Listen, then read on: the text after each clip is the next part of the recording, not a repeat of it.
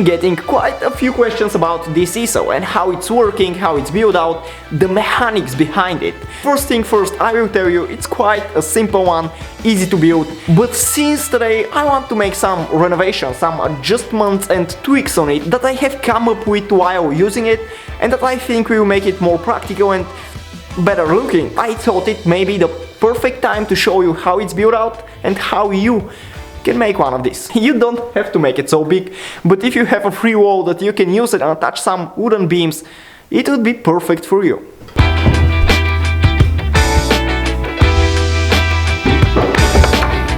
Alright, so there are two possible ways to make this kind of ISO. The first one is the one that is currently on my wall, and the second one is just a little bit different, but it works basically the same way. So for the first scenario, you're gonna need some kind of a wooden beam, wooden deck. It really doesn't matter what exactly it is and how big it is. You have to attach it on the wall and it will serve like a base for the main construction to be attached on. Just like these four verticals that are on my wall.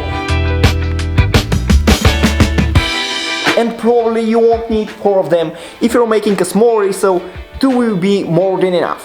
For the next step, again, you're gonna need a wooden beam or some kind of a deck and a similar triangle profile. It's usually used for the corners of the flooring, so I guess it won't be that hard to find. And here the size actually doesn't play such a big role. What's really important though, the shortest side of the wooden beam, the wooden deck, to match the shortest side of the triangle profile, so that you could align them together. I will suggest not making the same mistake that I did right here, which is buying a profile that have a little bit of a cutout in the end. I suppose it's for the cables to go under when it's in the corner of the flooring, but rather buy a full triangle without the cutout, so that when we attach them together, this part doesn't stick out. Doesn't matter so much, it's not a big deal. As I said, what's really important, this side and this side to be equal so that they can match. There are 2 ways to attach the profile and the deck together. The first one is using nails, although I wouldn't really recommend it because the head of the nail always stick out a little bit of the wood, and frankly I wouldn't say that's the ideal situation. It may be just a little bump, but it's really frustrating. You will understand why when we get to the end of the whole process. But fortunately somebody did it exactly like this, so now it have come the time to change it.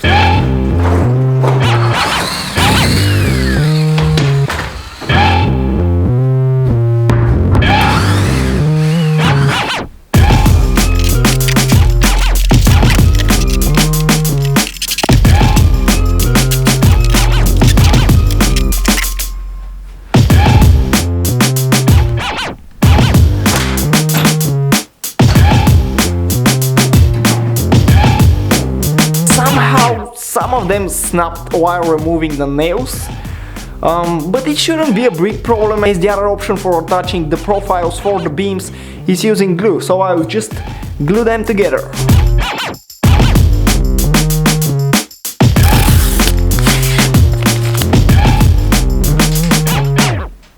It might have looked quick on the video, but it took me really so much more time than I anticipated. Like 6 beams by 4 meters, 24 meters, I have to glue them together and then I have to tighten them up with masking tape. So yeah, it was not an easy job, but I suppose if you're making a smaller version of this, so you won't need so much time. But yeah, gluing is definitely the better option. And yeah, I will let the glue settle down, do its job, and we'll check in tomorrow morning.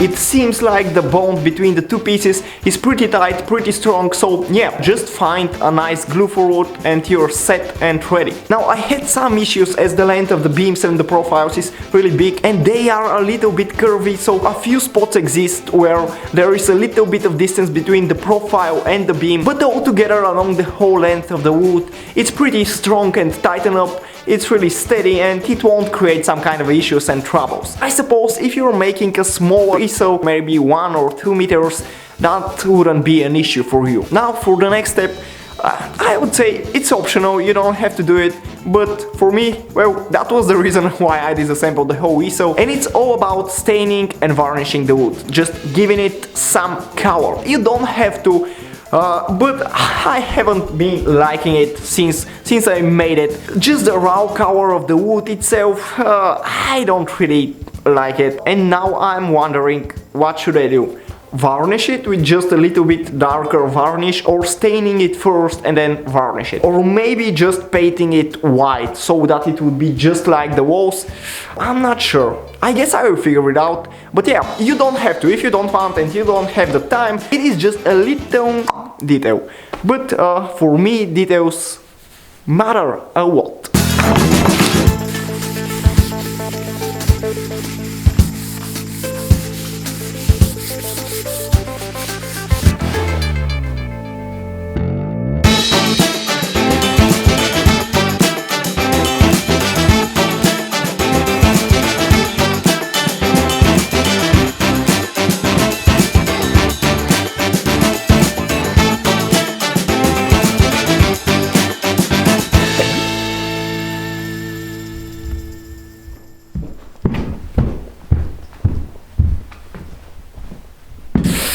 Well, I went there, didn't I? Black stain and varnish.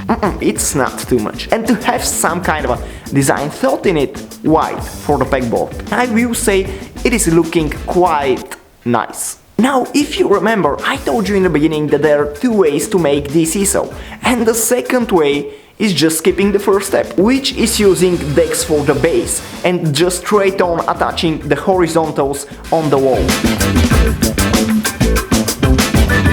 I think the only reason why you should go with the first way and on the second is so that you have to drill only when attaching the base decks, and then you don't have to drill all over again when attaching every single horizontal, and you will be able to attach how many you want and move them up and down however you want without having to drill the whole wall. But for me that's not such a big issue, because when I built out this whole place I put on dry walls and behind them profiles, so I could attach really easily the beams for the wall with just a couple of screws. And I'm not sure, but probably there is available some kind of a glue for wall that is really strong and tight, and you can attach whatever you want. If you find something like this, use it so that you don't have to destroy the whole wall, because in the end a couple of canvases are not that heavy and you won't have a problem if you find the right glue. Also, I would suggest using one of these, or figure out something so that you can level the beams when you put them on the wall and you have a nice and straight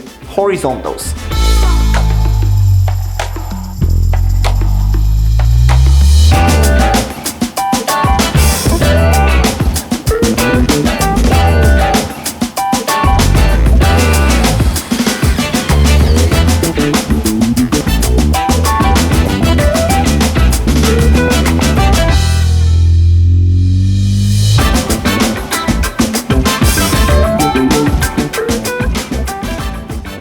Is looking pretty good. I feel like I'm more excited than when I actually make a painting. Imagine how good will look all the paintings that I will make on this ISO. Alright, now, how it actually works? Well, really simple. You simply have to use the same structure that we just did, attached on the back of any canvas, but turn it upside down and slide it there in between the beams, and you have perfect 45 by 45 degree match. The same thing I have attached on the pegboard, and you just can move it up and down however you want. And if you have two or more beams on the wall, the rest of the canvas or the pegboard will just stay against them and it will be incredibly steady. It is all that simple, but in the same way convincing and genius. Now I want to clarify that this was not my idea.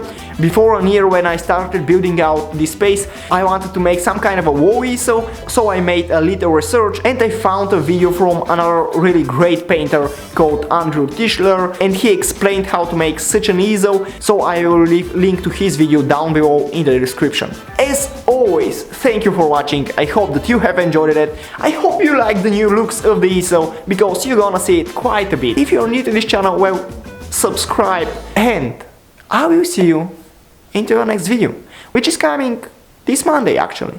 Yeah, pretty soon.